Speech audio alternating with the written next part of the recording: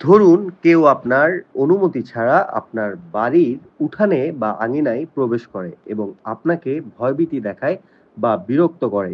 এই ধরনের ঘটনা শুধুমাত্র অসভ্যতা নয়, এটি বাংলাদেশের দণ্ডবিধির আওতায় একটি গুরুতর ফৌজদারি অপরাধ। আজ আমরা বিস্তারিত জানব অপরাধমূলক অনুপ্রবেশ বা ক্রিমিনাল ট্রেসপাস সম্পর্কে। শুরুতে জেনে নেওয়া যাক ক্রিমিনাল ট্রেসপাস বলতে আসলে কি বোঝায়।